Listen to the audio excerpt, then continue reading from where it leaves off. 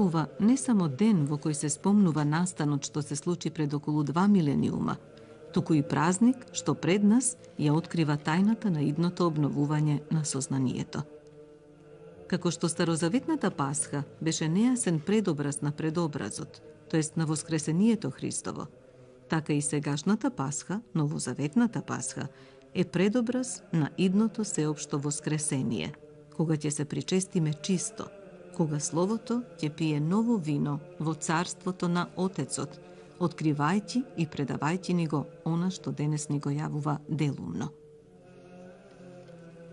Овде Пасхата трае еден ден и поминува, а таа е непрестајна Пасха, каде што нема болест, тага, ни воздишки, каде што владеат радост, веселие и утеха вечна, каде што се слуша гласот на тие што празнуваат и се гледа ликот на тие што торжествуваат, и каде што е светлината присносушна, каде што е блажената гозба Христова и трпезата преисполнета со вечни блага и со новото питие.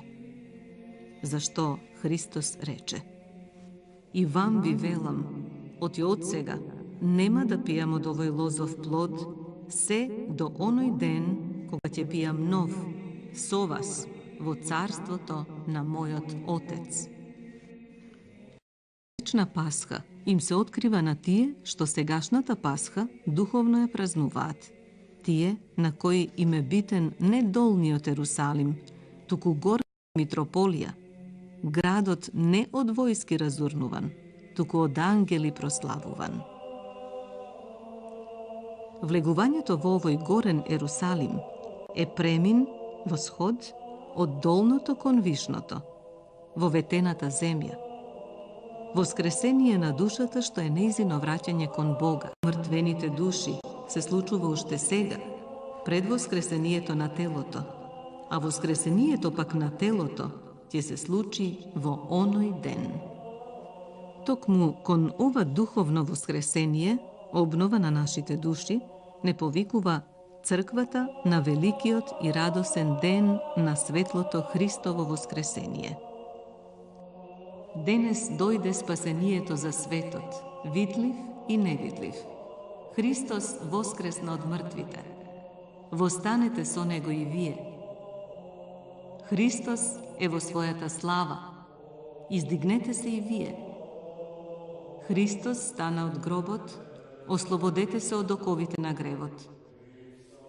Отворени се адските порти, уништена е смртта, новиот Адам го замени стариот. И така, кој е во Христа, тој е ново создание. Старото помина. Ете, се стана ново. Обновувајте се.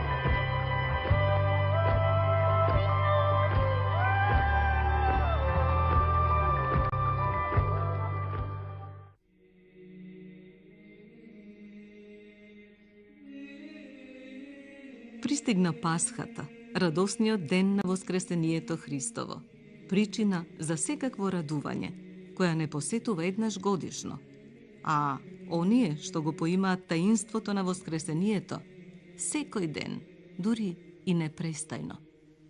Дојде и ни ги исполни срцата со секакво веселие и со неискажлива утеха. Не затоа што го прекина трудот на сечесниот пост, туку пред се, бидејќи ја направи нашата душа подобра, со тој труд, и ги повика сите верни кон почивка и благодарност.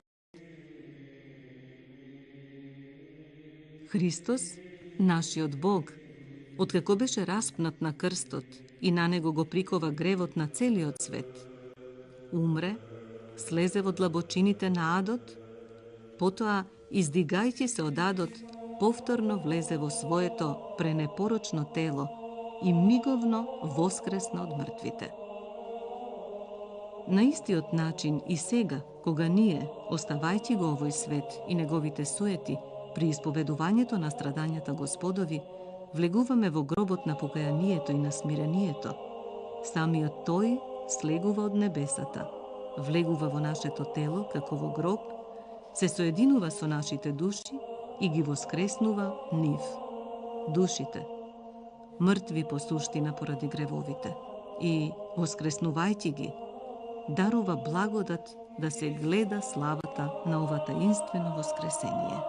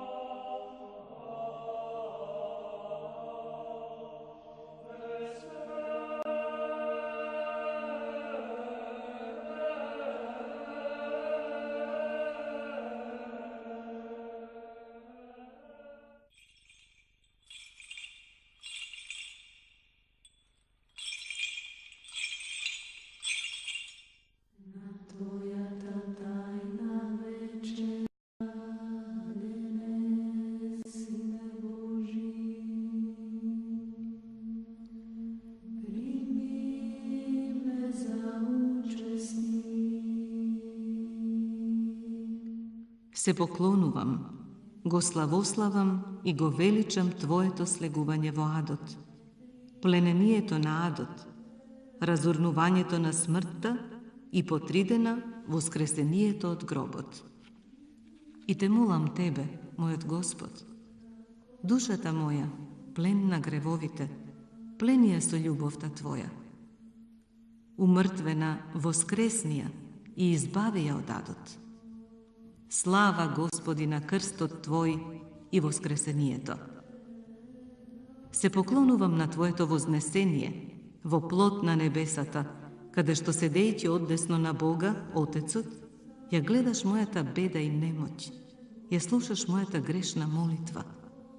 Те молам Тебе, мојот Господ, вознеси го умот мој од земната пристрасност кон вишниот копнеш, подкрепи ја немоќта моја, надополни ја мојата скудност, исправи ја молитвата моја и приведи ме кон добриот крај и кон спасителното пристаниште, за да се покажам пред Тебе непосрамен и неосуден, кога ќе дојдеш да им судиш на живите и на мртвите.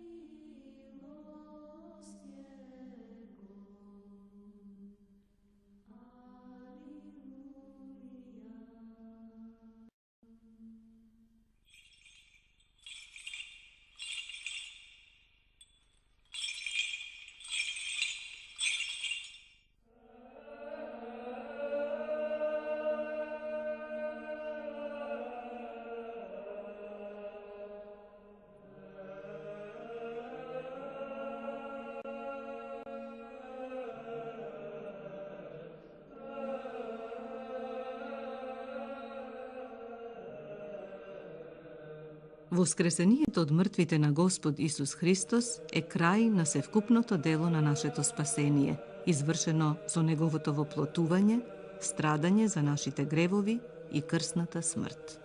Затоа и во вероучењето на црквата и во нејзиното богослужење, Крстот и воскресението се меѓусебно неразделно поврзани. На крстот Твој му се поклонуваме, Христе, и светото Твое воскресение го воспеваме и го славиме. Воспеваме во воскресната песна. И благовестејќи за воскресението Христово, свештеникот ги осенува верните со знакот на животворниот крст. Сепак, во тоа единство на крстот и воскресението, владеачко место зазема воскресението. Тоа со божествена светлина го озарува крстот и воведува во Христовото содржителство. И благовеста стои на него.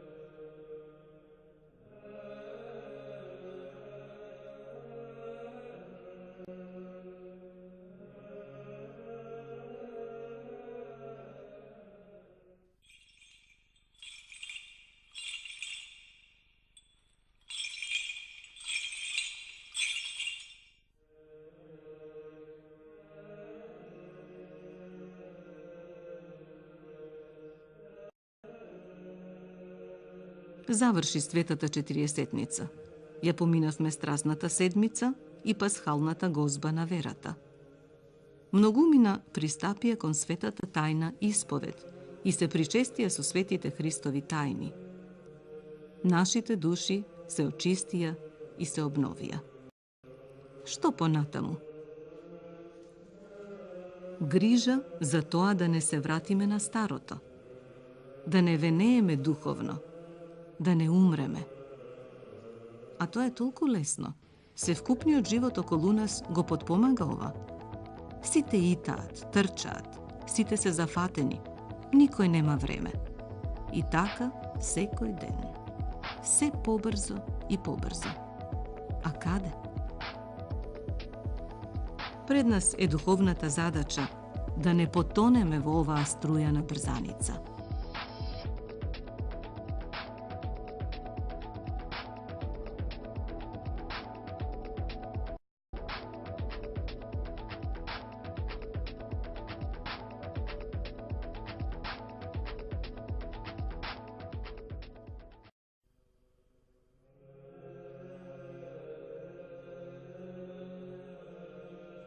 Треба од ова да се оттргнеме, да ја зачуваме собствената духовна личност. Затоа треба да одвоиме, ако не часови, барем минути од животот за својата душа и за духот свој. Кога запираш и помислуваш, се помолуваш и нешто ќе прочиташ. Треба да се има некое правило за животот на духот, кое нема да го оставиш, не затоа што си фарисеј, туку затоа што помниш. Саботата, почивката, е за човекот, а не човекот за саботата. Ти си човек и тебе ти е потребна помош, поддршка, потпора, за да не загинеш во струјата на современиот живот. Нели имаме правила за телесниот живот? Јадеме, пиеме, се миеме, се облекуваме. Обидете се да ги нарушите овие правила. Што ќе излезе од тоа? Тие правила се за човекот, за неговиот живот, за неговото житејско спасение. Да бидеме справедливи, да помислиме на собствената душа, на нејзиното спасение, на правилото што ќе ѝ помогне да живее и да се зачува. Помина светата Четириесетница. Ја преживеавме страсната седмица и пасхалната гозба на верата. Се исповедавме и се причестивме. Се обновивме, се очистивме. Сега треба да се мисли како духовно да се зачуваме себе си, како духовно да се утврдиме и да се збогатиме. Должни сме да се грижиме еден за друг, како што се грижиме за себе. И да го поштедуваме ближниот, како што Бог не поштедува нас.